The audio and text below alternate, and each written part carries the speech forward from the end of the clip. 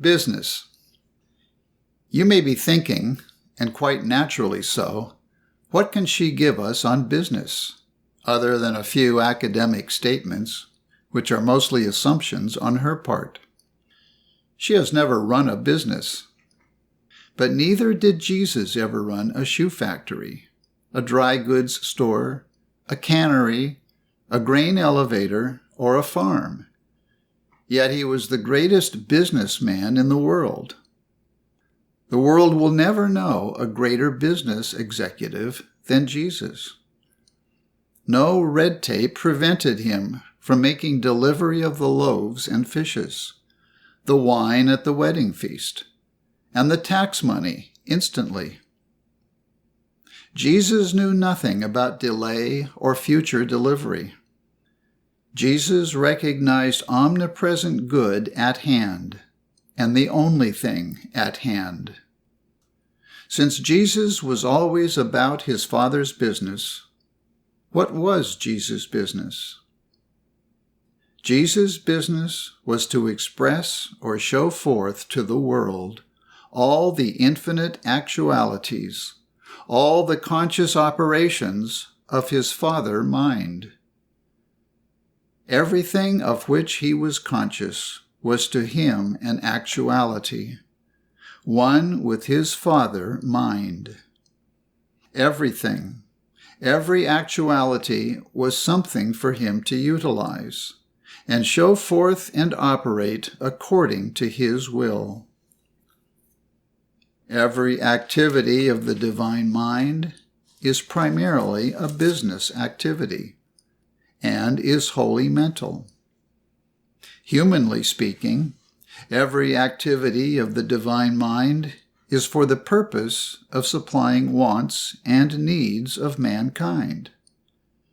There is nothing going on in the world, whole world, but business activity. Business of every name and nature is infinite activity. Infinite actualities of the divine mind are expressed humanly, and like Jesus, the business of each one of us is to utilize, show forth, and be this activity and actuality of the divine mind. To Jesus, all business activities were evolved by the divine will and were governed by the divine mind, even to the slightest detail. To Jesus, all business activities went on unceasingly and in divine order. Since divine mind was infinite business, Jesus, being the full expression of divine mind, expressed infinite business. Since we are not separate from God, our own mind, we are not something separate from our business. All there is to us is divine mind expressed as business. Our very nature and being is dominion, is possession, is expression, is evidence. We embody opportunity, capacity, ability. Since we express the infinitude of the divine mind, then whenever a higher realization of business appears as our consciousness, there appears also the inevitable conscious evidence of a better business. According to sense testimony, and especially in the light of actuality, there is entirely too much feeble thinking about business going on among Christian scientists.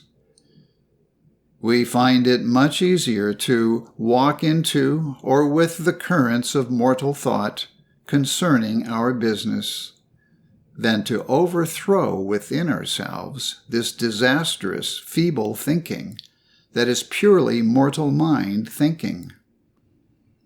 We are the dominion that divine mind is being, and we should see to it that divine mind in its fulfillment operates our business. The only way in which we can change business conditions is to change our own thinking. Our thinking and our business are identical. We change our business conditions within our own thought only. That is the only place we know anything about business. So much of the feeble thinking that is being indulged in by Christian scientists should be an offense unto us. As Christian scientists, we should awake and inherit. According to belief, or generally speaking, business is the expression of the mass thinking of human beings. The human being and his business are one. Business is the expression of the human being's thought. What we call business appears very human, very emotional. It appears to have heart and soul. It appears to live and die. According to belief, business is dependent entirely upon the human being who thinks it. Business is very sensitive to the good or bad thinking of the individual businessman. Good or bad business germinates in our thinking, from poor judgments, from mental fear, and especially from our own mental malpractice and mental persecution about our own business. Good business prevails with universal good thinking. Good scientific thinking within ourselves about our own business germinates security and provides us humanly with right and legitimate wants and needs. Our highest sense of business is that it will supply our legitimate wants and needs. So long as human beings remain civilized and use their minds to think the wants and needs of the people, there will be in evidence what we call business activity. At this moment, the United States is so concerned and so involved mentally with world events that she is drifting away from the normal wants and needs of mankind. When a people becomes subnormal in its thinking, the business very quickly becomes subnormal. There has never been a time in all history when unity of thought among men is more vitally needed than it is today. There has never been a time when strong constructive thinking from every human being who knows how to reflect true thought is so much needed. Divine love does not give us things in the usual sense of the word give. We already are the all that divine love is being. The belief that divine love gives what we desire is comforting, but it is purely a human view, and is only relatively true. The fact is that we cannot even have a desire. Before a desire can be uttered, we already possess that very thing. God shows forth all that he is, through his manifestation, man. Our business is to utilize, show forth to the world these infinite actualities of the divine mind that are already ours by virtue of our oneness with the divine mind. As our thinking becomes like divine principle, or is the thinking that divine principle is being, then this divine principle within us, as us, evidences itself forth as infinite good, or as good business. Have you ever tried to hold your thought in oneness with the divine principle that governs for 3 consecutive days? I wish each one of you would try it. It may seem arduous at first, but when you really start for the Father's house, true consciousness about business, true consciousness will come out to meet you and will embrace you and make a feast of good things for you, tangible things, things according to your highest comprehension of what they should be as business. When working for our business, we do not think as much about ways and means of business, but we think of principle. That is, we keep our thought active as divine truth. This truth, active in our consciousness, takes care of ways and means in our business. Our individual mind is the one mind, the one principle, and is already in conscious expression and operation as the so-called material ways and means. Like Jesus, our business is to recognize this fact of divine principle, utilize it, and let it express itself. We do not outline in business. We often feel that certain things in our business should occur in a certain way, which we have more or less outlined. But principle, truth alone outlines its own activities and operations, and these go on eternally. And when we think as principle, or think as though we were principle itself, doing the thinking, then we have real demonstration in our business. Demonstration that far exceeds our outlining. But it is not by thinking only that we overcome human difficulties in business. We think the truth pertaining to our business, and then we must execute this truth. The thinking and the concrete evidence is a unit. Jesus always presented the concrete evidence, human or material, of truth in all his demonstrations.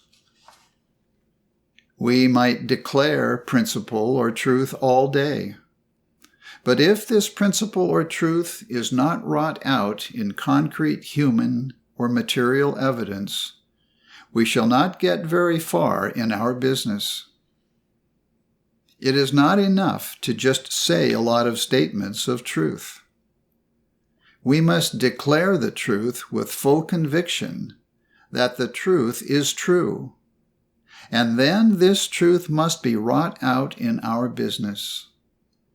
In this way only does truth become a law to our business. It is our business to make our business pay, and we do this by strict adherence to divine principle. So-called human business is really divine business appearing humanly. Then, because of its divine source, our human business should be better every day. Every Christian Scientist should be getting richer, not because we desire material riches, but because we are demonstrating infinity, and there is no limit to infinity. Practically all business is carried on in order to have an income, and this is as it should be. And it is natural for us to look to our business for our income, rather than to look to infinite mind. But we may be sure that our business will yield a better income when we understand that our business is infinite mind itself, expressed infinitely as our income. Our business is not a medium for our income, but our business is our income. Mrs. Eddy has written the following article entitled, My Income. Quote, My income is life and love and truth. It is equal to all demands made upon it. This income is my inalienable possession, derived from no earthly source, supplied through no material channels, dependent upon no personality or personal effort, not even my own, but coming to me direct from God. Mine to receive, to possess, to use, but never to waste or hoard. It is to be received without fear or doubt, shared without apprehension that all supply can fail. All things that the Father hath are mine. These come to me and constitute my income unfailingly, abundant, ample for any demand that can be made upon it. End quote. Businessmen often think their business is regulated by the government or by adverse circumstances over which they have no control. But in reality, business is governed by divine principle alone. We include our business in our thought, and it depends upon the consciousness we entertain about it. We are not in our business. Our business is in us. Business cannot think whether it will be good or bad, but is governed entirely by our thought, that is principle, or by our thought, that is belief. There is nothing enacted by outside circumstances that can interfere with our business.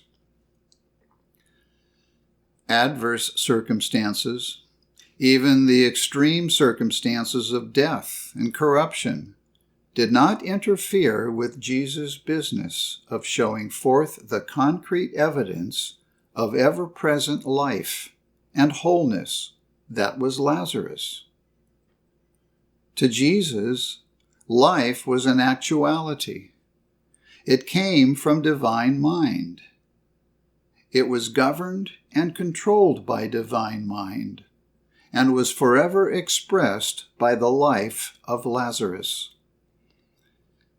Jesus knew that life was a fact of divine principle.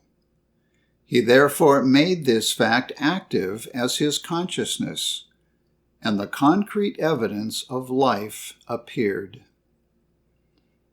Divine principle governs our business absolutely and imperatively.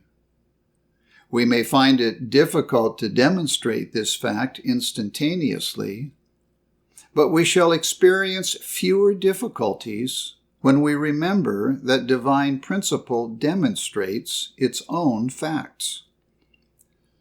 When we clear away false beliefs, the aggressive mental suggestions, the deflections of actualities from our thinking, we shall find the spiritual facts of business at hand, in the same way that Jesus found the fact of life at hand. We should never permit our thinking to be regimented into or with the currents of mortal thought concerning business. Our thought should be kept in line with the facts of divine principle, and these facts should be kept active as our consciousness. Every businessman should understand his business to the slightest detail. He should manage his business according to the highest business principles. He should fit himself for leadership and earnestly strive to improve the control of his business. When he has others in his employ, he should be able to instruct them in what they should do and how they should do it, and then see that the work is properly done. When a Christian Scientist brings himself and his employees and his activities in line with the facts of divine principle, he has been doing much more than establishing right activity in his business. Such a Christian Scientist is helping to establish church. He is giving proof that his business is church, because it rests upon and proceeds from divine principle. Business, when correctly understood, is never material, but is divinely spiritual. Whatever the nature of our business activity, we should always be practical. We should become skilled, practiced, and experienced in our business. Jesus was practical, and he was always successful. What we need to make our business practical is love, and more love. But there is nothing soft about love. Love is as keen as steel. Love is principle, and principle demands of us that we discipline our thought and use our God-bestowed dominion in our business. Sometimes a Christian Scientist, whose understanding is somewhat limited, will say, "All is love," and let his business take care of itself the best it can. Through this mistaken sense of love, his business is very apt to be lost. Just to say, "All is love," without the concrete evidence of love's presence, is not enough.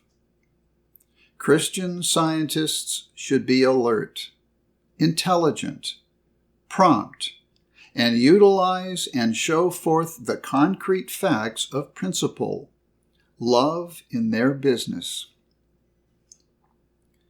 In the business world today, we seem to come face to face with much personal propaganda, much selfishness and greed, dishonesty, and lack of cooperation. All this is animal magnetism and mental malpractice. But as Christian Scientists, do we fear these beliefs of life and intelligence in matter? These deflections of actualities? Animal magnetism and mental malpractice are nothing, claiming to be something. And Mrs. Eddy says, quote, "Why stand aghast at nothingness?" End quote. We should not let these false suggestions in our business deceive us. We know where we contact them and where to destroy them. We control our business through the understanding that business is mental and spiritual and governed by divine mind.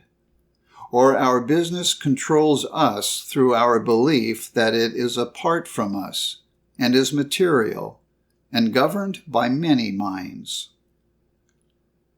We control our business with the truth we entertain, or our business controls us through the beliefs we entertain.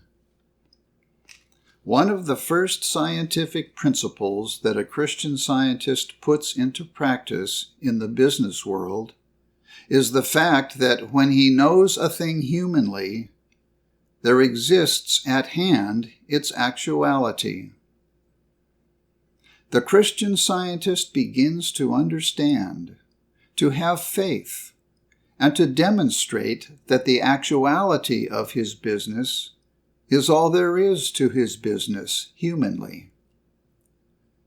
And he gives proof that not only his stomach and his heart and lungs, but his stocks, his money, his office force, and his salesmen are divine activities, although imperfectly seen by him. Actualities only are at hand. The human concept, like the mirage lake, does not add to the actuality, nor take from the actuality.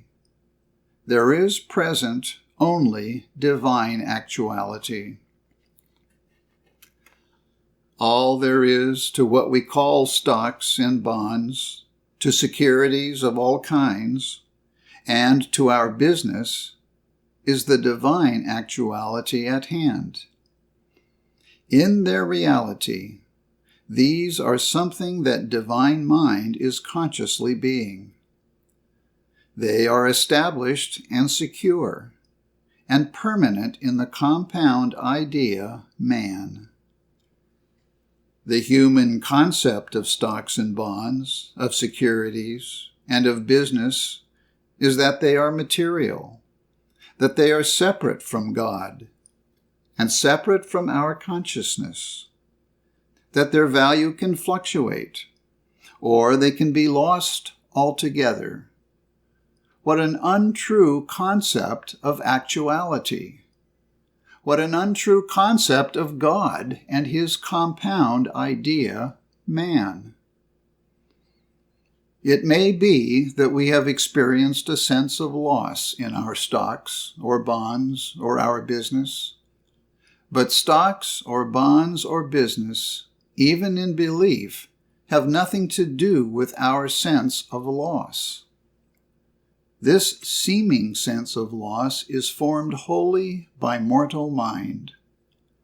Mortal mind has made the law that if we have stocks or bonds or business, that it is possible for us to have the sense of loss.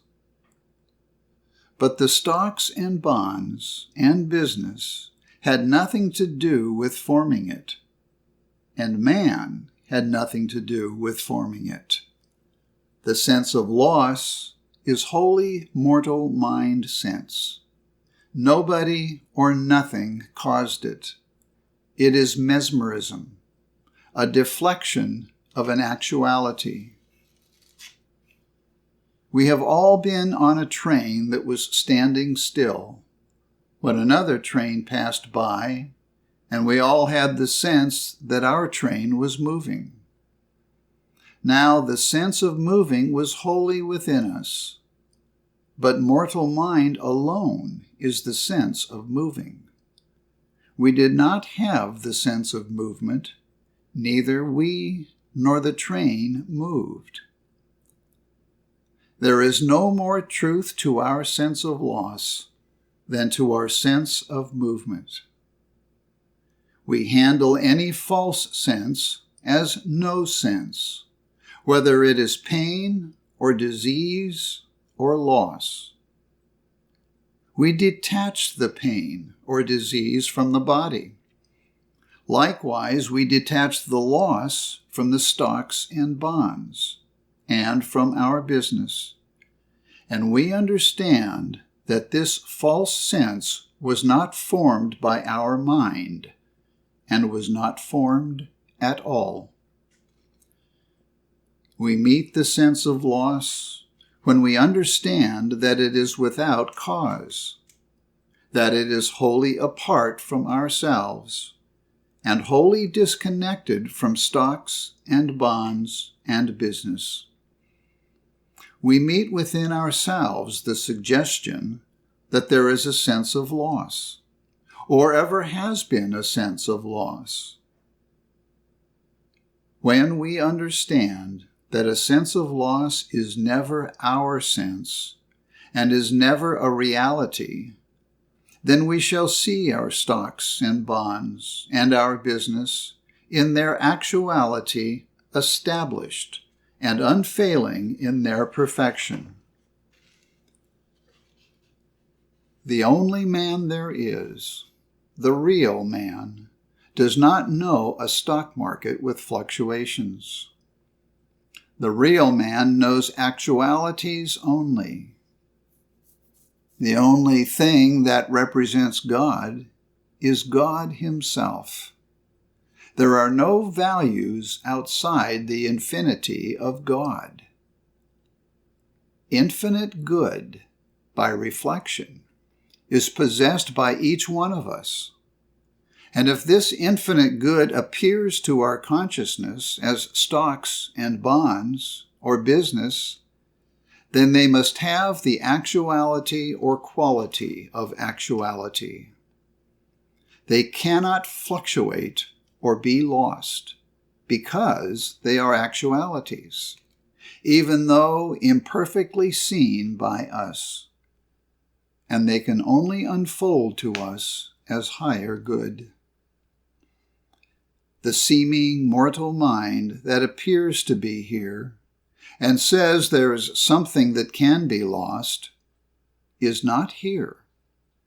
There is no mortal mind. Business cannot be lost because it is an actuality.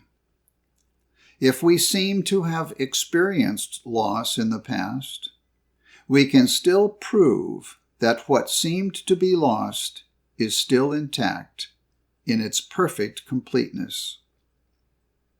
And if we do not reproduce it in the form in which it seems to be lost, we shall find it in a higher form of good. How can this be true? It is true because our human concept is constantly rising higher, rising into reality. It is never too late to take up the sense of loss and dispose of it scientifically. Another scientific principle that Jesus practiced in his business was the reciprocal law of being that governs the relationship of man.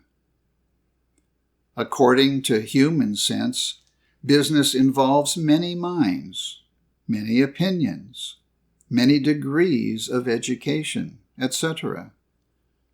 But in all these things, Jesus practiced scientific relationship, a relationship that was mental and spiritual, and not personal relationship at all. Relationship in business always rests upon and proceeds from divine principle. Divine principle has infinite ways and means with which to supply the businessman. These ways and means are open, free, and unobstructed. They operate as reciprocal laws of being that coordinate and are fitly joined together.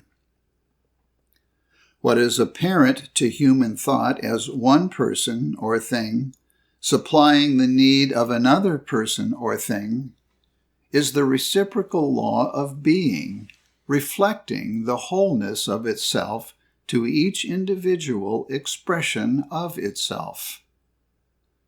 We should, more and more, recognize and utilize this reciprocal law of being that is ever in operation in our behalf and the behalf of those with whom we deal. These deeper things of mind are not always easy to comprehend, but they will unfold to those who have eyes to see and ears to hear. There are some here today who will go along in the usual grooves of mortal thought for another season, but there are many here who will rise to heights before unknown.